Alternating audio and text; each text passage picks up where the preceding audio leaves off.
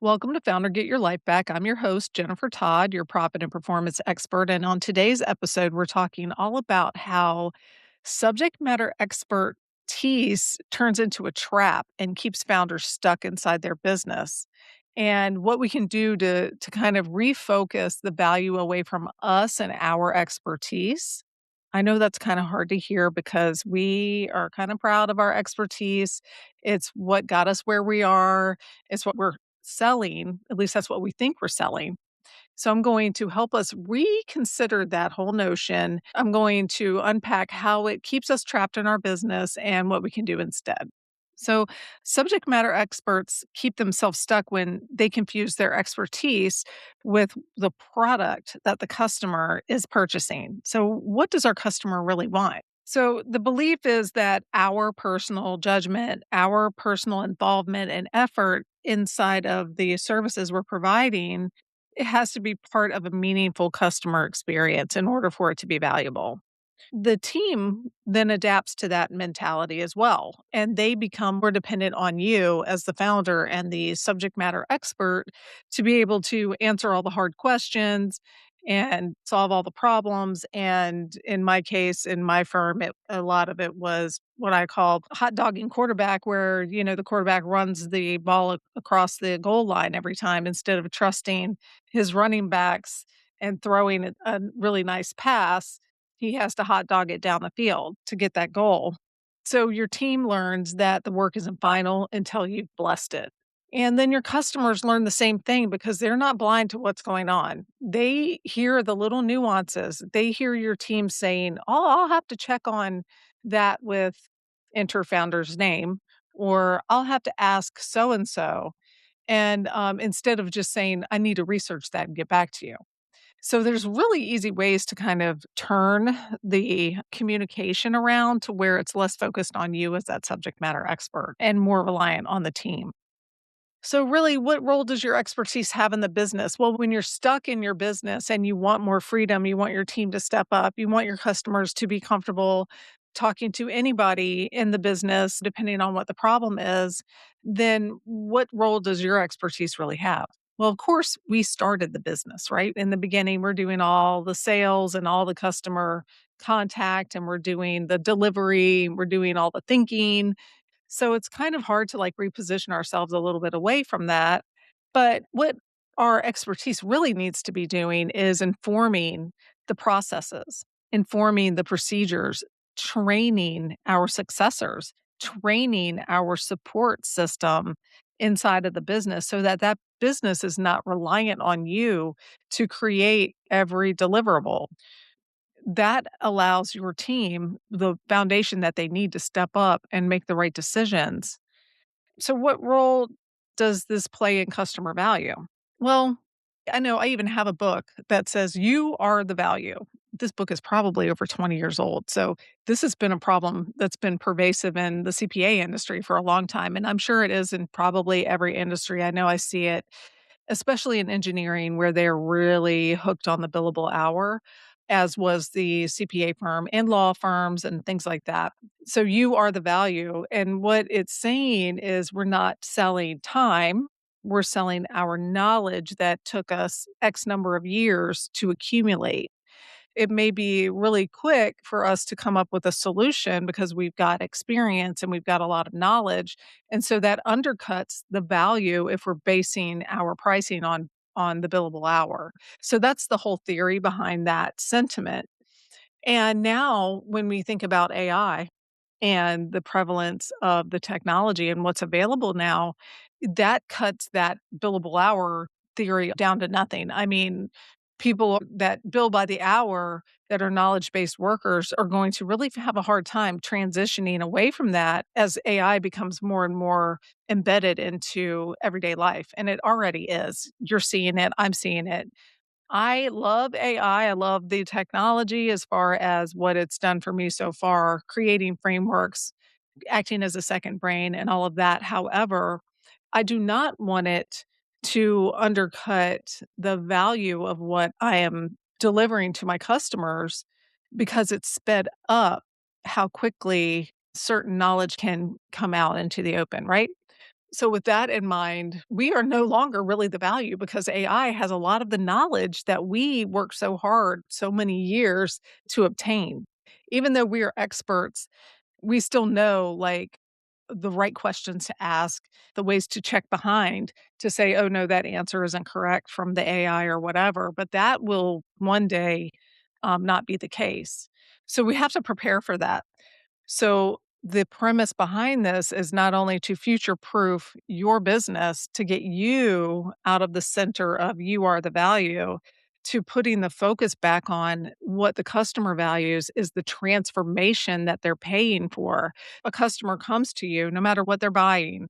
They come to you lacking something and they're buying it from you. They're at the starting position and after they purchase from you they want to be at a different position. So your job is to get them to that different position, okay? That's very simplified.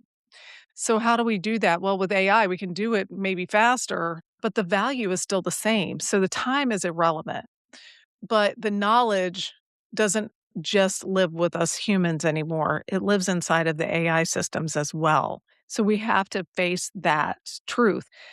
We need to focus on the transformation and facilitating that transformation for our customers. And that's where the value is. And so once we step back and step away from selling ourselves as always having to be in the mix of every deliverable, of every answer to every question that our team members have, and focus back on the transformation, it empowers the team to step up and it frees us to step back and facilitate, supervise, mentor, and train the people that are going to succeed us in our business or support us in our genius zone, whatever that may be. So, what are some of the things you're probably doing right now that are undercutting your ability to be able to step back? And you're probably doing them on autopilot by default and not even thinking about it because it's just something that's automatic. I know I did a lot of these. You may say you want your team to take ownership or you want your team to step up. You want your customers to stop coming directly to you. You may wanna spend less time in the weeds, and you want the business to operate without you needing to make every single decision all the time. But what you may be doing instead is nothing important leaves without you personally reviewing it, or no difficult decision is made until you approve it, or you're still the guarantor of quality. So you're the last QC check on everything. Your team may prepare the work, but then you complete that last little bit and then you're the face of the deliverable. So I call this clients or customers paying for face time with me. And I used to think that that was really what they wanted. And the client said that's what they wanted. But really, they just wanted the transformation. They wanted me and my business to facilitate the transformation from point A, where they came to me, where they were starting, to point B, where they were ending. And I thought that meant I needed to show up and have face time all the time with my customers in order for them to be happy. I'm also a part of a coaching community for accountants.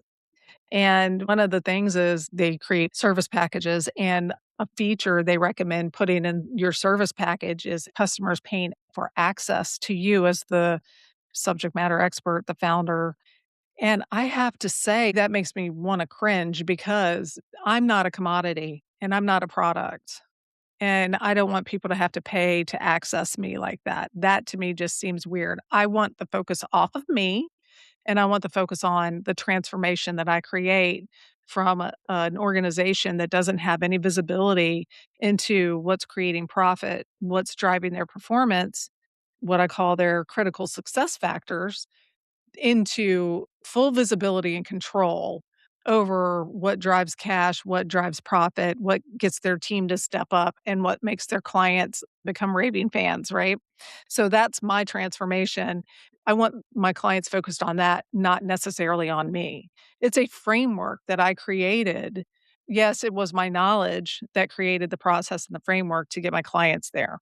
That's part of what I teach my clients, no matter what industry they're in. And I think you might remember back to, I think it's the episode about revenue as a vanity metric. I had that one client that focused on nothing but revenue and growth and growth, and they had a subject matter expert in the mix, and that person was not codifying that value, was not creating anything repeatable or systematic in their business, and they were just saying yes to everything. Well, that's what we want to avoid because the value lies within that person being able to do the next project. And they had, 300 employees, but he was the key one.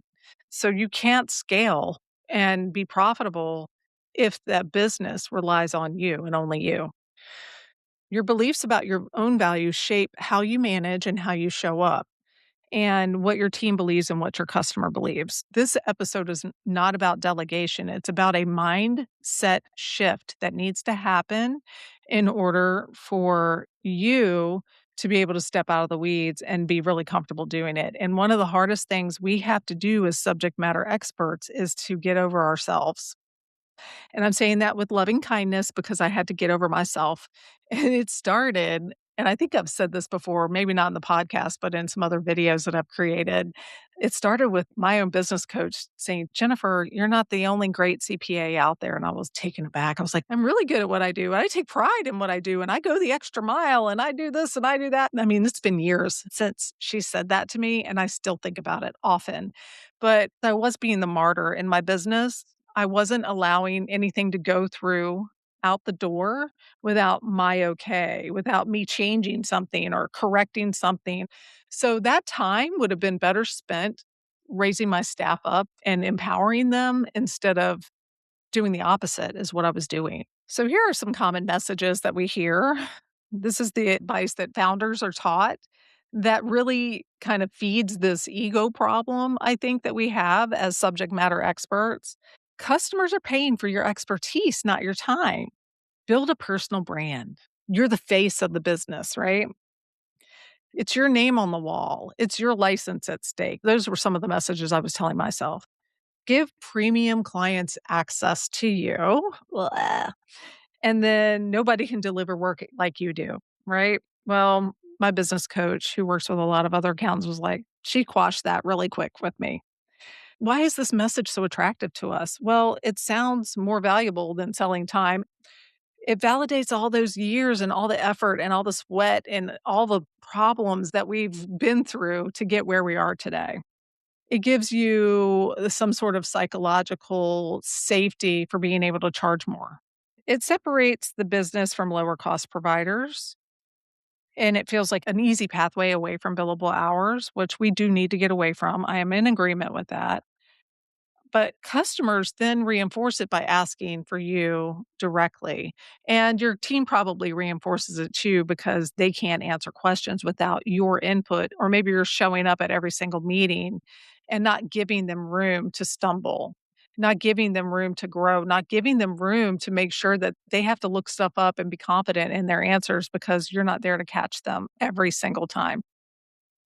So the advice that you're the expert and you're not selling time and all that, like I said, it's not wrong. It is right. You are the expert. You have a wealth of knowledge. But unless that knowledge is inside of processes and systems that anyone can replicate without you being present, it is trapping you inside of your business. You do not want that. You may also get your ego boosted when your customers ask for you personally, when they only want you. Yeah, it's frustrating. You're mad because your team won't step up. They want to be able to step up. They don't want to feel like they're incapable. But when you're able to step in and fix it, everyone's relieved. I can remember feeling like I had a cape, and I was the one that was flying in and being the Superman and the Wonder Woman. And your value is immediately visible. You become the expert, the fixer, the protector. You become the person who always knows everything. You become the person that's holding everything together. So it's perfectly natural to feel like you've got some ego going on there. And if you are humble enough not to have that going on, I commend you. I was not. I enjoyed feeling like a smarty pants. And I had to get over that because nobody likes that person. You can genuinely want freedom while still receiving the validation from being indispensable, and then you've just created that expert trap that we've been talking about this whole time. You need to ask yourself, what part of you still feels more valuable when nobody can complete the work without your final say? I challenge you to notice that.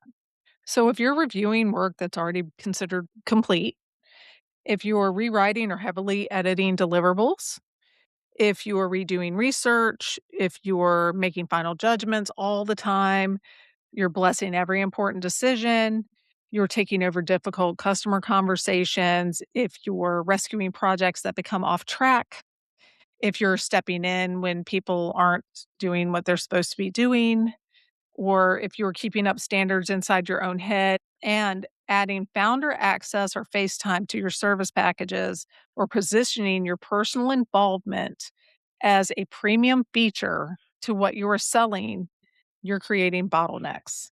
What your team learns is that their judgment is provisional. It basically means nothing. The founder's answer is the only answer. They're learning that it's safer to escalate to you than to decide for themselves, and that you'll always catch the mistakes. So they get sloppy. They don't try to do their best because you're always there to catch them when they fall. You're taking all the risk because you're the owner. And oftentimes they are completing task list, but you're taking the final outcome credit and doing the deliverable of their work or largely their work, even if you're guiding it along. And then finally, important work is safer when you're involved. So, does that sound familiar to you? Any of that? The customer is not rejecting your team, they're just following a path that you've taught them to trust. And then we're calling this the founder bottleneck loop. And what that is you believe your customer needs you because they tell you they do. Their actions tell you they do. Your team tells you they do. You remain involved in every important call, every important result, every meeting, every not so important meeting and call and email loop. Your team waits for your edits, they wait for your decisions. Customers learn to bypass your team, and you treat that behavior as proof that customers only want you. And you remain even more involved. It's harder and harder for you to step away. And the better I became at things, the more frustrated I became, which is kind of ironic, isn't it? So, like, the better I got at QuickBooks, I was the QuickBooks guru for many, many years. And the better I got at that, the more I wanted away from it. And the more I wanted people to step up and help me, but they never had the answers and I always knew them, and it was very frustrating because I tried to teach them and train them, but I did not have the right systems and or accountability in place or role descriptions or any of the things that I teach my clients to do now. I didn't have all that. I didn't have any real foundation to hold them accountable created because I started my business and just rolled and just kept on rolling, right? And you probably did a lot of that too. And I think a lot of these habits that I'm talking about now, that's what happened. Sometimes we create evidence of the belief that we want to believe and we're getting payback. And so what that means is we look for things to confirm what we want to believe about ourselves or about other people or about our situations. And when we set ourselves up like that as the subject matter expert, that the firm can't do anything without relying on us for everything, we're getting an ego payback on that. But that ego payback is also keeping us stuck in the weed. So if you get nothing from this episode, please get that. That is definitely the moral of the story. There's no award given at any award ceremony for being a martyr in your business. Don't do it. Martyrdom can look like leadership from the outside, but it feels like resentment on the inside, and again, I live this, so I really, really know this. I was very excited when I created the script for this episode and the outline because I'm like, "Oh, wow, this is really resonating," and I'm not really sure why because I'm not in that situation now, but I think it's just so important for us as founders to really refocus what we're doing if we wanna get out of the weeds, if we wanna get our lives back, if we want more profit in our business, to take that focus off of us. We have to give up some things, some ego boosts, and we have to make some hard choices and we have to make some behavioral changes in order to do the things that we really want to do, which is get our daggone lives back and have plenty of money to live a fun, joyful life and keep our businesses because we love our businesses. And if we don't love our businesses, we shouldn't even have them. What would it be like to have a team that deliver that final deliverable without any involvement from you at all. I know that sounds unrealistic, especially if you're really stuck in the weeds right now, but it can definitely happen.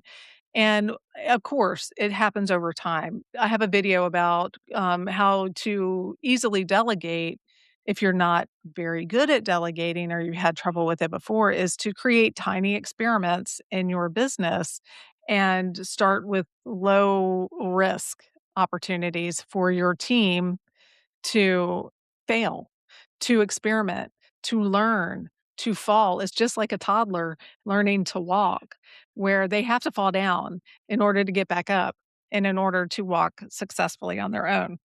So create tiny experiments, delegating and allowing your team to fail and to succeed and to learn and to grow so that you can get yourself out of the weeds. Old belief is my knowledge is the product, my knowledge is what I'm selling. My involvement is a guarantee of quality. My customer receives value because of my face time and my personal involvement. And those are false. If they are true or if they feel true to you today in your business, we need to get together and have a strategy session because they should not be true for you or you will never get out of the weeds. So, your processes, standards, roles, controls, training, and decisions that translate expertise into consistent results is what we're after. We're after processes, and that doesn't mean that you have to write down every single thing you're doing because that just becomes an unattainable goal. No, we're not going to do that. But you can transfer your knowledge to your team. And one of the objections I hear often is, well, Jennifer, what happens if I train them and transfer them and tell them all the things I know and then they leave? And it's highly unlikely that that's gonna happen because A, players that know the things they need to know to do their job without you micromanaging them and pulling them up by their suspenders all the time and pulling them along and saving the day, they are the ones that you want on your team. They're the ones you have to train. A, players want autonomy. They wanna be able to do a good job themselves and create those results. The opposite is true. What happens if you don't train people and you just keep doing it all yourself? You're gonna stay stuck in the weeds and they're gonna leave anyway. So the customer's ultimately paying the business to accomplish moving them from point A to point B. So if that means you're selling cars, they come in with an old car or used car, no car, and you sell them a new car. You sell them a used car, whatever. They come in and transfer from one car to the next. So that's the transformation. Transformation can mean anything. Some good examples here is a heating company. Expertise in HVAC informs installation standards, diagnostics, safety checks, services, and procedures. Customer of an HVAC company, a lot of times they compete on price because there's a lot of HVAC companies out there.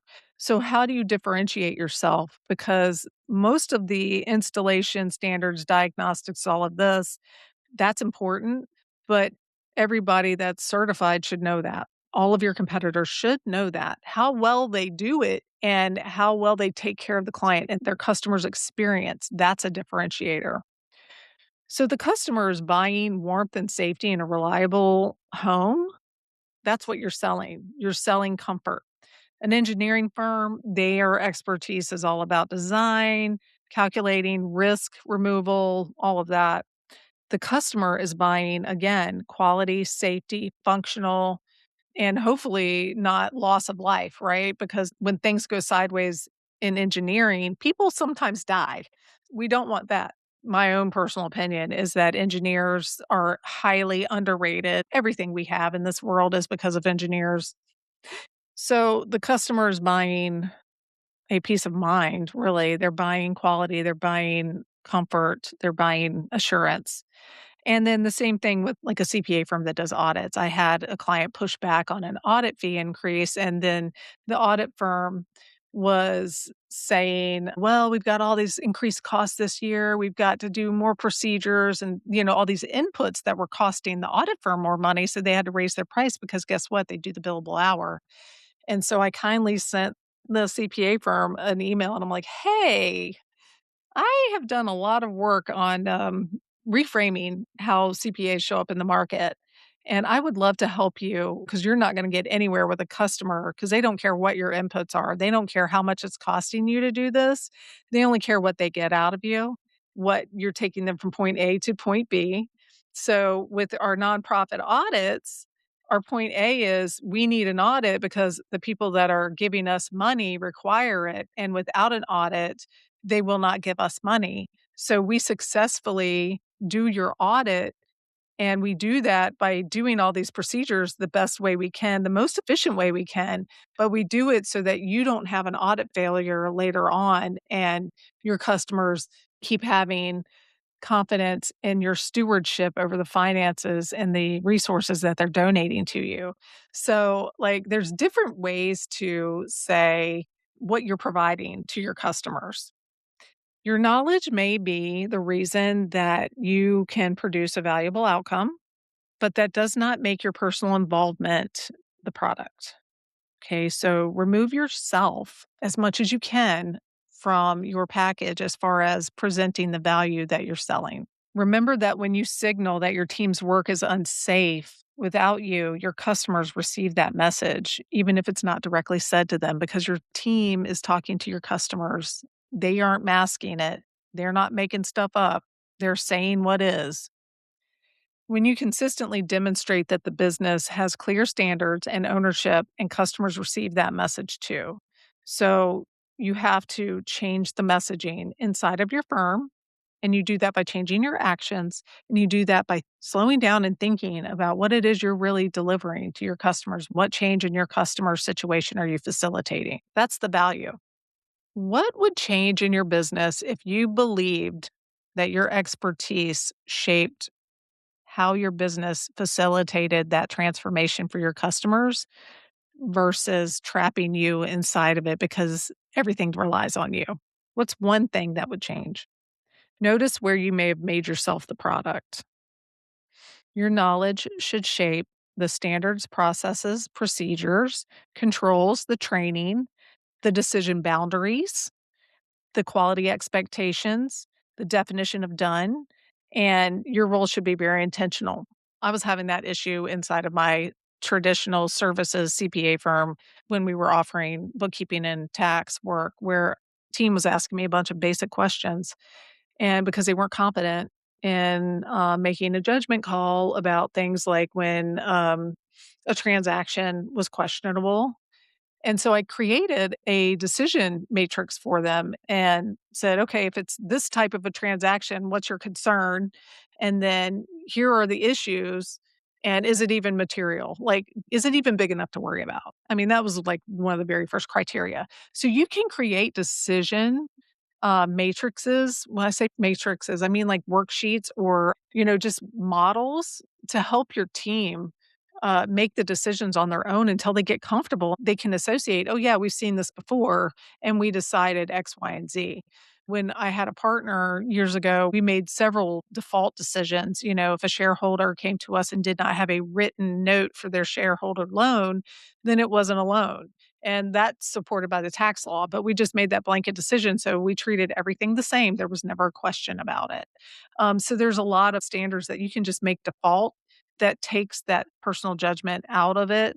But then when something sticky comes up, your team's going to need a model to use. And so that's something that you can easily create, especially with AI nowadays. That's what I did. And my team loves it. Other CPAs want it too. Maybe you can sell it. So ask yourself, where does your expertise create the greatest value inside of your business? Where are you involved because of risk?